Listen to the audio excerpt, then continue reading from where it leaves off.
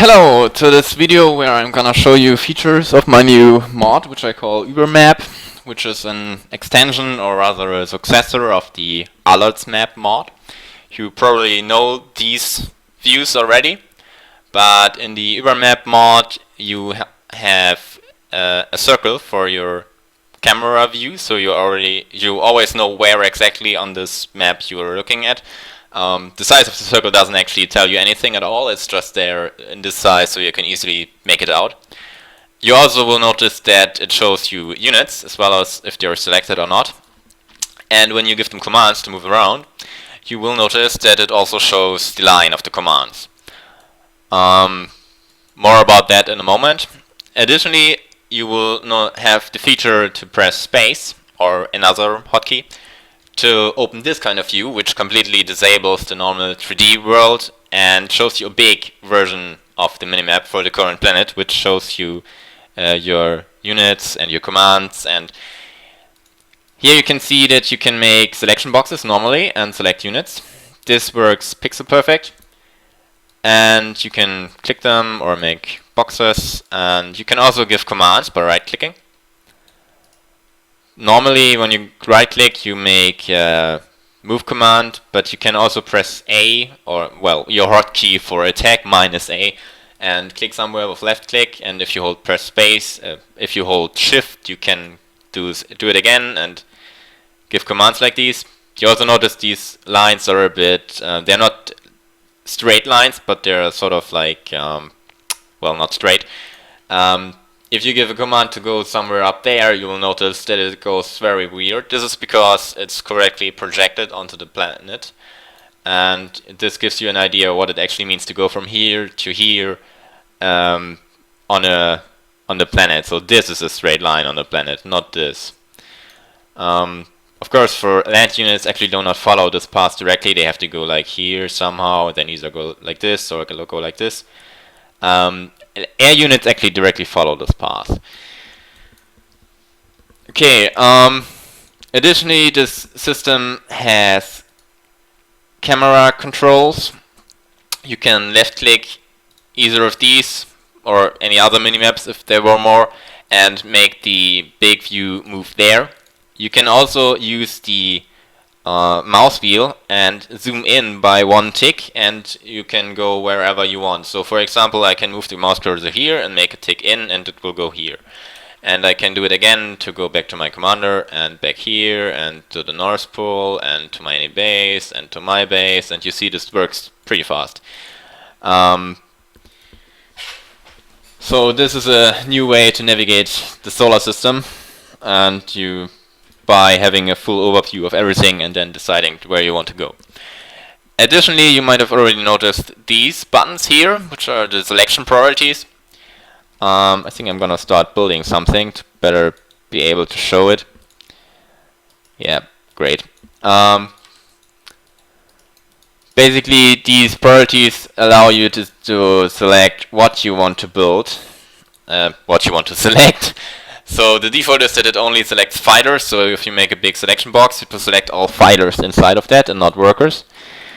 And something to note is that it even tries to select units in factories, so this tank is tried to select, and now it works. And you see that I select fighters, so tanks, before the commander. The commander actually is special because it's neither a worker nor a fighter, but this way you can select the things that you want. And you will notice that things that are selected are up high, so they the icons of them take priority and they are always visible, while normally they are not.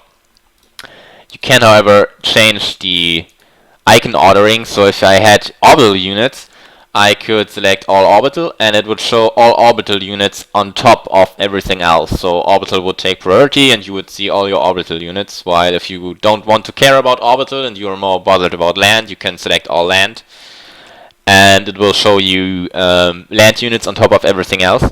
And if you make a big selection box, you will only get land units. That's actually easy to show for me. And this works for all layers, so Navy, Land, Air, and Orbital. And you can combine these filters in whatever way you want. Another thing you notice on this factory is that the hit point bars of damaged units are shown. So things in construction, of course, are damaged, so they show the hit point bar as well. But if a unit gets damaged, it will also show the hit point bar for that. The selection system here, apart from the special feature, which is the selection priorities, works the same way or pretty similar to the normal game view. So you can use Shift to add things to the selection, and you can use Shift and Control together to remove things from the selection. If you click somewhere, you will only select exactly what you clicked. If you make a big box, you will select everything that intersects with this box.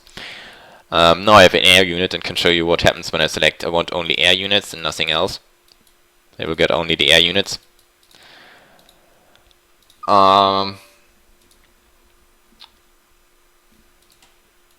Yeah, as normal in the game, structures are low priority, so anything that is not a structure will first be selected and only after that structures.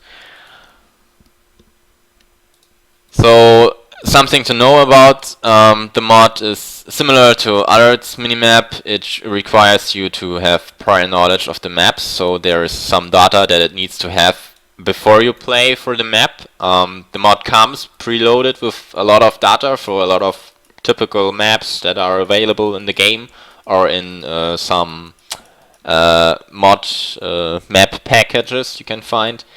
If a map is not supported, it will only show the metal spots and the control points of other metal planets, and no land masses, no water masses, and so on. So it will be a little bit less useful, but it will still be useful because the units will still be there, the commands will still be there, the camera circle will still be there, you will still be able to navigate the camera around, and you will see the metal spots. So still pretty useful. Maybe something I can show is that how it interacts with enemy units, because currently you cannot see enemy units. It's basically, it's reading all this data from your client, so it only knows exactly what your client knows, and that way it also reacts to fog of war. In fact, it also reacts to the chronocam, so if you open the chronocam and go back in time, you will see that it reacts just fine. And so now I have this guy here and can make radar. One thing you notice is that this blinks. This is for technical reasons. It shouldn't have any effects apart from the fact that these previews will blink now. That's, yeah, that's a result of a pretty weird hack I have to use. In fact, that hack has another consequence, which is that the game now thinks that you can see everything always, which is kind of true, and that causes it to have higher bandwidth requirements. Now you can see here this dot, and you will see the dot's pretty small, but up there you can see it here. So there's an enemy unit there. And for structures, it actually, I think, remembers what it was once you have seen it. But this is obviously the commander, because the AI has no resources, so it's not moving. I wanted to say something. Right, the memory network thing. The network, basically you have high network requirements because I view everything at all times, and usually PA optimizes in a way that when you view this location, it doesn't actually update anything at all about your units.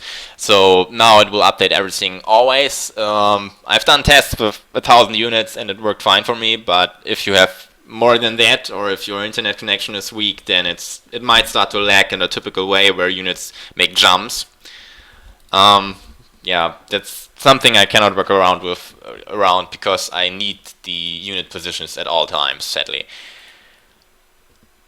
Yeah, another technical requirement currently is that you use Windows 64 bits, because I have written this program here which is used to access the memory space of the game, and that only works on Windows because I've only developed it on Windows and it's a heavily platform dependent thing.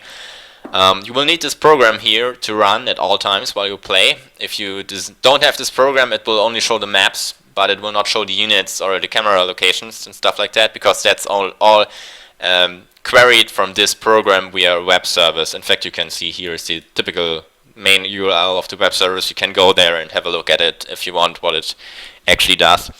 I will write about a few more things about the technical side of these things in the forums.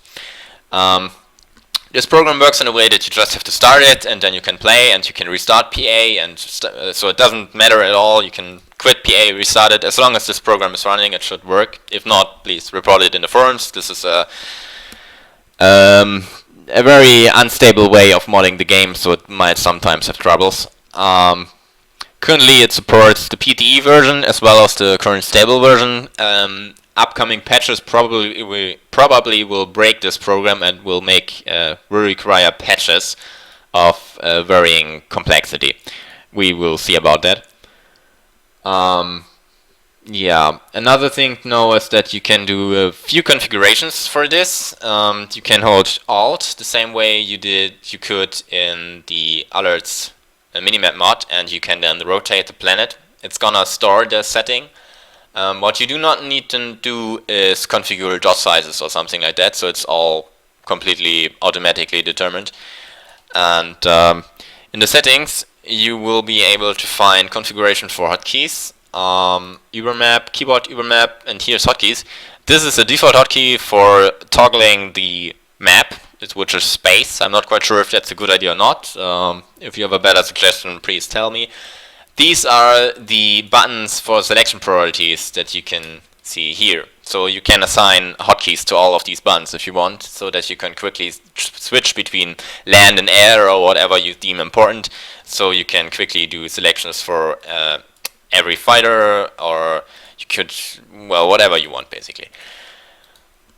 Okay, I think this is everything. Any questions? Ask in the forums. I will write a few things more there, especially about the technical side of how this actually works, and about the downsides of the technical implementations. And thanks for watching.